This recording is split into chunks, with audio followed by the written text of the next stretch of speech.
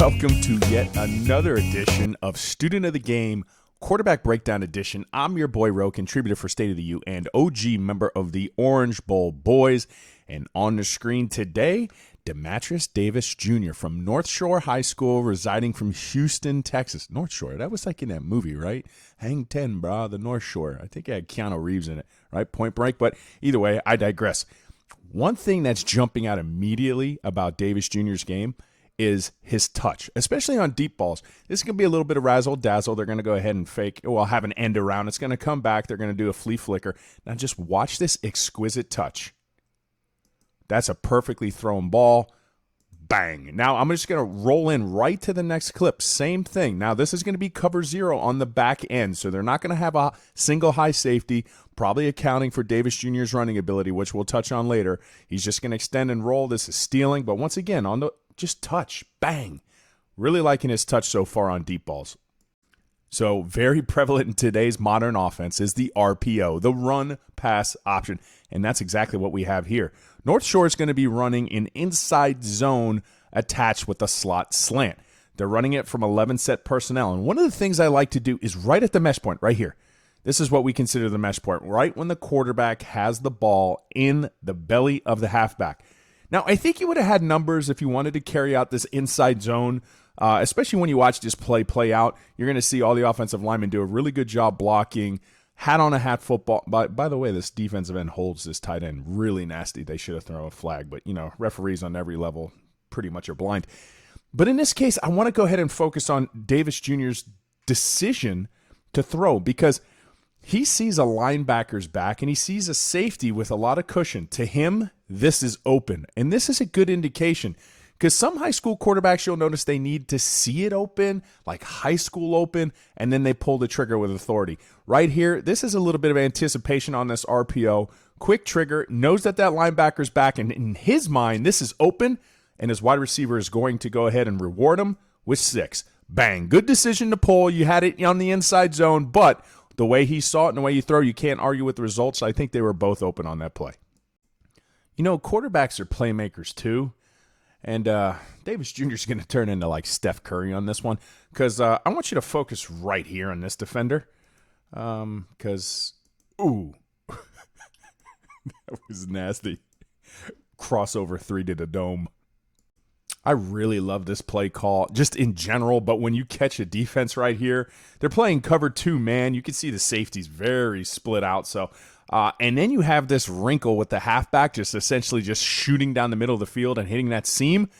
In this case, unless you have a fast Mike linebacker playing that Tampa 2 that can cover, this is disastrous for the defense, and that's exactly what's going to happen here. So that double dagger concept, it's mirrored. Like I said earlier, your slots are going to be running go routes, and your outside wide receivers are going to be running digs. Now, even though this pass is going to be completed with a high school open, I want you to see when he decides to pull the trigger what he saw, right? Because it's going to show anticipation. First of all, he's opening up. He's not staring down his receiver and intended target. He was actually looking towards the field side. Safeties aren't cheating. You don't have this attached to the 2 coming over to the top. And right here, he's decided to throw the ball. All right? I'm telling you right now, his decision to throw is going to happen real quick. This is, see, there it is. And look at how wide open this is. He gave up on it, and you know what's going to happen. Bang. I said it when the video first started, and here we go in this 3-by-1 look. His deep ball touch, it's exquisite. Watch the play unfold. You're going to have a go right at the bottom of the screen. Look at this placement. No defense for a perfectly thrown ball. So when I look at these type of plays, I ask myself, is he zone read capable? Meaning, can he pull it as a quarterback, and can he keep teams honest, pick up a few first downs within the confines of a collegiate game? Or is he zone read threat? Meaning he could pull the ball and he's a threat to score. This is B, and this is point guard-esque. Watch this little play fake. Oop, got 2 of them to bite, and from here comes the threat. And do you think he knows it? Yeah, he does. Bang. So I love these close-ups of the quarterbacks because I can really try to focus on their mechanics, see what kind of thrower they are. And, you know, I have a baseball background, and it's like, you know, we have the saying that the hips lead the hands, right? It's about rotational acceleration. The more you can use big muscles, the easier it is to go ahead and manipulate your smaller muscles. And that's a rudimentary way of seeing this. And one of the things I can usually check on a quarterback is right here. He's about to load, and you see his hips are still there. They haven't engaged prematurely, so he is using a lot of his lower half strides, not too elongated. And in this case, you're going to see, just focus on this part of his body right here. Now, that's going to go first. There it is. You saw it. And that's what's bringing and driving his arm forward. So this is somebody who has some level of quarterback coaching. They are talking to him about how to use your lower half and throw. And it's going to lead to a lot more force on the ball. And there you go. Nice release. Nice high point of the ball. Gets on top of it. Good extension, pronation. And it's going to be a completed pass. So I really like those close-ups and, excuse the baseball background and some of the analogies there, but I really like what he was doing there mechanically. As a coach, your quarterbacks, you want them to have accuracy. Of course you do. But I think on these seams, these slants, when you have the ability to have a receiver in full stride going vertical and you can hit them in stride, they're going to make you look good. Now, real quick, because we're going to get back to this. We're going to watch this clip twice. But I'm watching his movements, and all of a sudden I see a quick there it is. It was like a quick sudden jerk. And I'm like, why did he do that? And we'll go back and we'll see why, because it's going to make this throw even more impressive. Now let's just focus on the placement.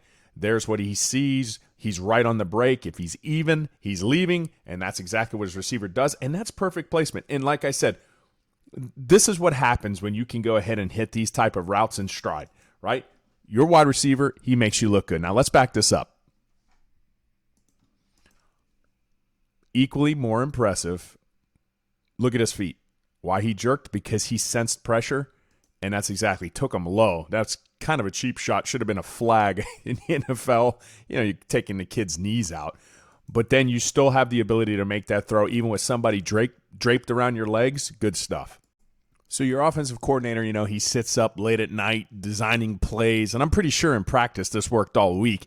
You're trying to set up something on the backside. You're rolling one way. You're trying to get your tight end. But, hey, guess what? In practice, that was open. Right now, it's not. So, can you bail your offensive coordinator out? That was the intended play. It was going to be a rollout and throwback. So now, you got to find something. You got to make something happen. Here's his athleticism, his ability to make people miss. And then there it is. There's a wide receiver. The halfback leaks out into the flat, gets upfield. And this halfback, you got to give him credit because he takes one hellacious shot. Boom. Dematrius Davis Jr. is definitely a playmaker with his feet. Oh, scissor me timbers. Don't hurt him. Bang. So this is going to be the final clip of the night, and thank you sincerely from myself, the State of the U faithful, student of the game. This is Dematrius Davis Jr. And I just like the little bit of, foreshadowing here, right? Because I made a correlation. Check out the logo right here. Can you tell? That's University of Houston.